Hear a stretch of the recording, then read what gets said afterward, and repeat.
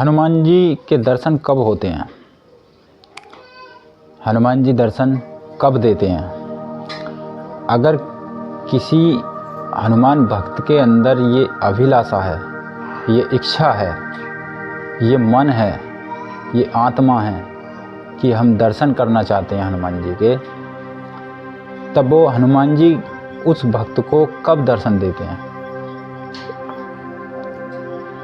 हनुमान जी की आप भक्ति करते हो, पूजा करते हो, उनका ध्यान सुमरण करते हो, तो कुछ भक्तों की इच्छा ये होती है कि हम हनुमान जी के दर्शन पाएं। तो हनुमान जी कब दर्शन देते हैं अपने भक्तों को, इस विषय में आज हम बात करेंगे और अच्छी तरह से आपको ज्ञान के शब्दों से समझाएंगे। तो चलिए वीडियो को स्टार्ट करते हैं। जय श्री राम, जय हनुमान, जय बजरंगबली। श्री राम, जय राम। देखिए, अगर कोई भक्त हनुमान जी की पूजा करता है, भक्ति करता है और उसके मन में ये प्रश्न है, ये मन की इच्छा है कि हनुमान जी के दर्शन करना चाहता है, तो सबसे पहले हम आपको एक कहानी बताते हैं। उस कहानी के माध्यम से हम आपको समझाएंगे भी। देखिए, हनुमान जी क्या होता है कि हनुमान जी अपने भक्तों को तब दर्शन देते हैं जब भक्त की अंदर आत्मा में एक रूप बन जाए।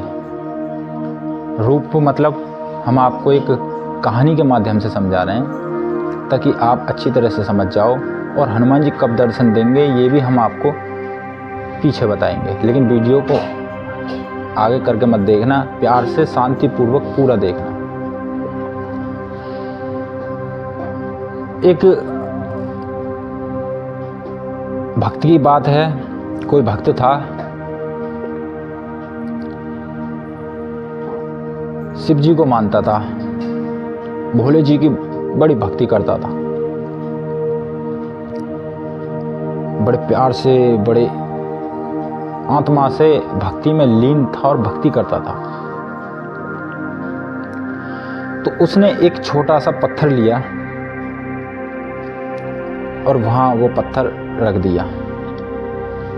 वहीं पर फूल, दूध, पुष्प वगैरह, प्रसाद वगैरह वहीं चढ़ाता था और बैठ के ध्यान सुमरन करता था। और आने जाने वाले देखा करते कि पत्थर रख रखा है, इसी में इसको भक्ति की मस्ती चढ़ी हुई है पत्थर को लेके। अब कुछ मजाक करने वाले कुछ लोग थे, अब वो पूछने लगे उस भक्त का नाम लेके कि भाई ये कौन है? तो वो जवाब देता था कि ये मेरे भगवान हैं और ये बहुत बड़े हैं, बहुत बड़े हैं ये। अब लोग सोचते थे कि छोटा सा पत्थर है, इसको भगवान भी बता रहा है और ये भी बता रहा है ये बहुत बड़े हैं। ये पत्थर बहुत बड़ा है। तो मजाक में समझ के ये तो मजाक, इसकी तो मतलब बुद्धि ऐसी हो गई है भक्ति में।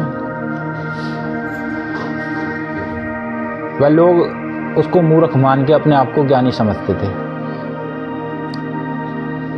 लेकिन वो भक्ति में लीन था। अब वो पूजता गया अपने शिव जी को, अपने इष्ट देव को मानता रहा। उस पत्थर पे अपनी पूजा पाठ की सामग्री चढ़ाना, रोज धरना, रोज पूजना, ऐसे करके वो पहाड़ इतने से इतना बड़ा हो गया, एक आदमी के समान। धीरे धीरे धीरे धीरे वो बड़ा होता गया।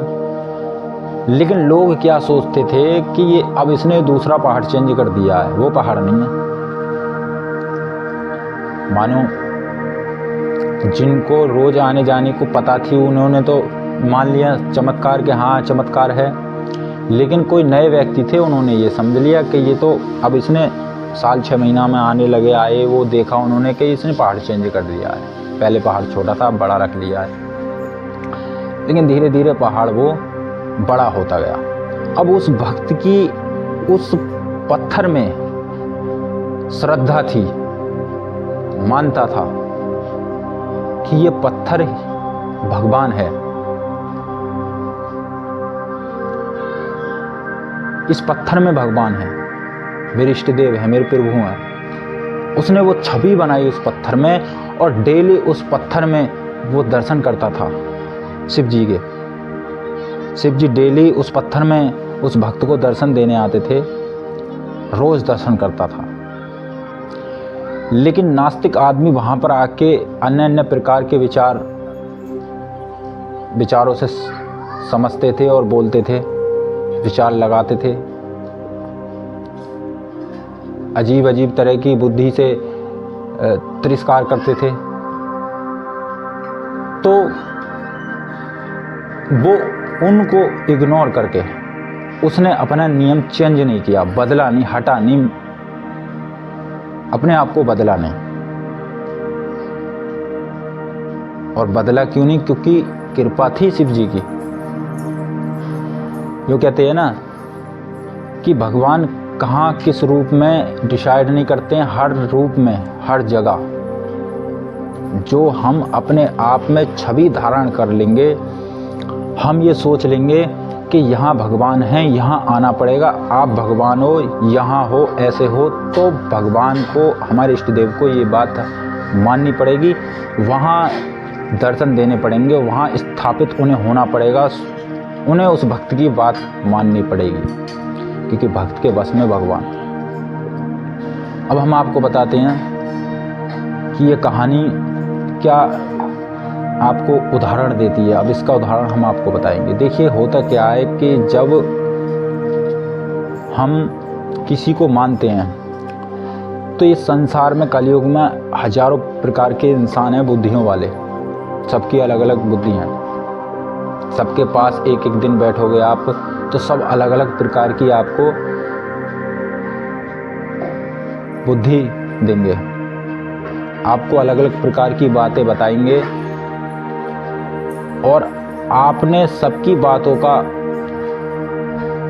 अपने शरीर के अंदर सबकी बातों का अर्थ बैठा लिया तो आप कामयाब नहीं हो पाओगे किसी भी विषय में। आप एक प्रश्न को लेकर किसी से पूछ रहे हो कि हमें इस बात का उत्तर बनेंगे।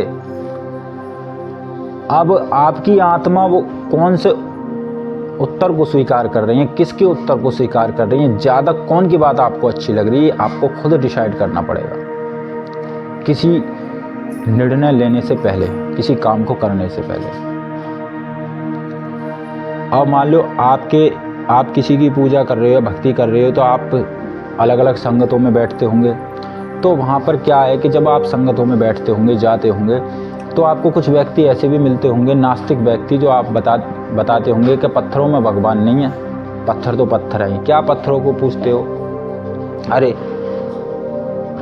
भगवान हमारे प्राण शक्ति में है, हमारे अंदर हैं। भगवान, कुछ व्यक्ति ये भी कहते हैं कि कोई देवता नहीं है, कोई भगवान नहीं है, कोई समय पे काम नहीं आता है, सिर्फ अपना कर्म ही भगवान है, कर्म करो। सब प्रकार की बातें होती हैं। ये तो अब आपको डिसाइड करना है कि आपको भगवान कैसे रूप में अपने अंदर छवि रूप में स्वीकार करने हैं, उतारने हैं। अब जिसकी बुद्धि जैसी वासना, हर इंसान अलग अलग प्रकार की बात करता है कि प्राणों में भगवान है। हाँ जी, प्राणों में भी भगवान है, मान लो आप, मान लो। कड़कड़ में भगवान है, जी हाँ, कड़कड़ में भगवान है, मान लो आप। अगर कोई ये कहता है जी भगवान नहीं है, जी हाँ जी नहीं है भगवान। लेकिन ये सब आपने बातें सुनी, लेकिन आपको वो सोचना है, उस पर चलना है जो आप एक रास्ता तय करना चाह रहे हो। मान लो आप दर्शन करना चाह रहे हो किसी भगवान के। अब आप लोगों की बातों को सुन के विपरीत हो गए, सबकी बातों से भटक गए। अब आपके मन में ये इच्छा है कि हम भगवान के दर्शन करना चाहते हैं, या हनुमान जी के या किसी भी इष्ट देव के हम दर्शन करना चाहते हैं, तो भगवान दर्शन दें तो दें कैसे आपको?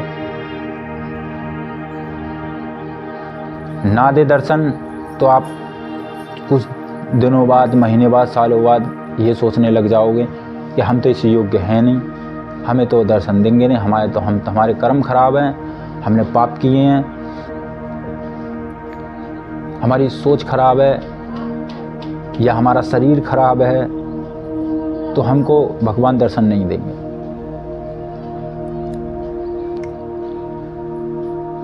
बहुत से विचारों में फंस जाते हो, बहुत से विचारों में घूम जाते हो, लेकिन मन में ये है हमें दर्शन करने हैं। तो यदि आपको दर्शन करने हैं, मन में है ये बात, तो ये आपको अपने भीतर उतारना पड़ेगा। अपने इष्ट देव, अपने भगवान की छवि को अपने माथे में रखे, अपने ध्यान में रखे। जब आप उनका सुमरण करोगे, उनको इस हृदय की आवाज़ से, ये जो हृदय है ना हमारा, इसकी आवाज़ से जब उनको पुकारोगे, याद करोगे, इस हृदय की आवाज़ से जब तुम दिमाग तक ध्यान लगा के लेके आओगे, और जिस प्रतिमा की या जिन देवताओं की आप पूजा करते हो उनका जब ध्यान करोगे, आप अपने सर पे ध्यान करोगे, तो आपके अंदर एक छवि बन जाएगी, छवि बन जाएगी आपके अंदर, एक रूप बन जाएगा। अब वो जो रूप बन गया, उस रूप में भगवान प्रवेश करेंगे। ये नहीं कि हमने राम राम जप लिया, या हमने उनको पुकार लिया, ऐसे पुकार लिया, वैसे पुकार लिया, लेकिन दर्शन नहीं हो रहे। पूजा बहुत कर रहे हैं, पाठ बहुत कर रहे हैं, भक्ति बहुत कर रहे हैं, मतलब कि दर्शन नहीं हो रहा। अब दर्शन हो कैसे? आपने छवि तो बनाई ही नहीं। अब मान लो कोई बच्चा है, अब वो बच्चा किसी चीज़ के लिए जिद कर रहा है कि मुझे ये चीज़ चाहिए, मुझे ये चीज़ लेनी है। अब वो जिस चीज़ को मांग रहा है, आप क्या सोचोगे? करे इतनी सी छोटी चीज़ है और ये इसके लिए इतनी जिद कर रहा है, ये हमें परेशान कर रहा है, और इतनी छोटी सी चीज़ है। आपको पता है ये इतनी सी छोटी चीज़ है, लेकिन उसे नहीं पता है कि ये छोटी चीज़ है, उसके लिए बहुत बड़ी चीज़ है ये। उसके लिए जिस चीज़ को मांग रहा है, या खिलौना मांग रहा है, या कुछ खाने के लिए चीज़ मांग रहा है, उसने उस चीज़ में ऐसी आत्मा डाल ली है अपनी। बच्चा की तो आत्मा आप जानते हो, बच्चा छोटा सा होता है, जिस चीज़ के लिए जिद कर देता है तो वो उस चीज़ को लेके मानता है। अगर वो चीज़ उसे नहीं मिली तो रोएगा, नाराज होएगा, बैठ जाएगा, चला जाएगा, लेकिन उसे वो चीज़ चाहिए, वो उसे मांग के रहेगा। उसको उस चीज़ में इतना मन और इतना लगाव रहता है कि जैसे मान लो भक्त और भगवान का मिलन हो गया हो। उस चीज़ में उसकी इतनी प्रेरणा रहती है, इतना प्रेम रहता है कि वो चीज़ उसको चाहिए। ऐसे ही आपको अपने अंदर, अपने दिल को बाल रूप में रख के, ज्ञानी नहीं बन के कि मैं बहुत ज्ञानी हूँ, ये मतलब ऐसे ही बिल्कुल कोमल तरीका से अपने मन को, अपने हृदय को, अज्ञानता को मान के, अपने आप को अज्ञान मान के, मूर्ख मान के, बालक मान के, तब आपको अपनी इच्छाएं रखनी है। या आप दर्शन करना चाहते हो, या आप कोई चीज़ मांगना चाहते हो किसी इष्ट देव से, अगर सच्चे मन से छवि बना के आप यदि मांगोगे, अवश्य पूरी होगी। मैं इस बात को लिख के दे रहा हूँ, अवश्य पूरी होगी आपकी इच्छा। वो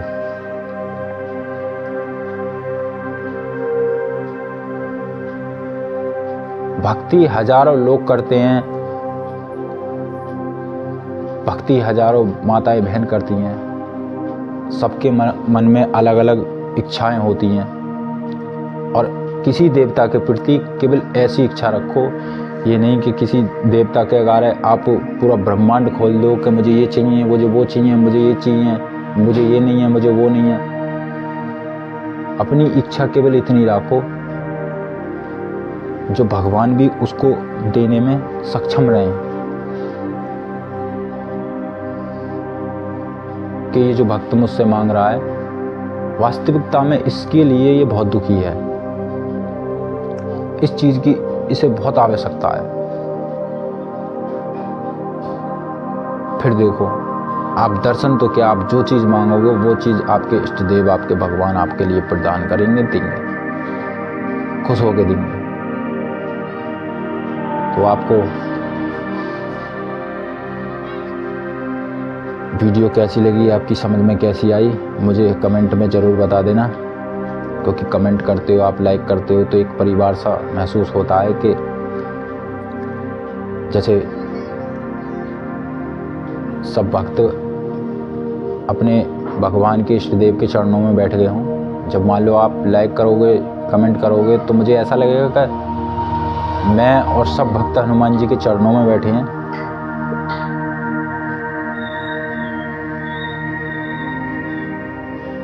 तो वीडियो को प्यार देना, हनुमान जी की भक्ति करते रहना, अब किसी भी देवता को मानते हो उनकी भक्ति करते रहना, और जैसे मैंने कहा है वैसा करना। आपको 100%, अगर आप दुनिया में घूम लो, साधु संत महात्मा कहीं भी घूम लो, आज की डेट में बहुत कम ऐसे साधु हैं, 100 में 5% साधु ऐसे हैं जो सही हैं। जो हमारे देखो प्रेमानंद जी महाराज हैं, इतने अच्छे साधु हैं, उन्होंने सब चीज़ त्याग रखी हैं, केवल उन्होंने बस अपने आत्मा को जागृत कर रखा है। उन्हें कुछ नहीं चाहिए, धन दौलत कुछ भी नहीं, आडंबर से दूर करते हैं, भक्ति मार्ग का ज्ञान देते हैं, बहुत अच्छे साधु हैं। तो उनके लिए मेरा कोटि कोटि नमन है। ऐसे और साधु बने इस पृथ्वी पर जो ज्ञान दें, लोगों को समझाएं, क्योंकि उनके ज्ञान में कोई लालच नहीं है। जिस व्यक्ति के ज्ञान में लालच नहीं हो तो वो व्यक्ति अच्छा होता है, सही होता है, भगवान योग्य होता है, अवतार है वो परमात्मा का, ईश्वर का। तो मैं चलता हूँ, मुझे इजाज़त दो। जय श्री राम, जय हनुमान, जय बजरंगबली।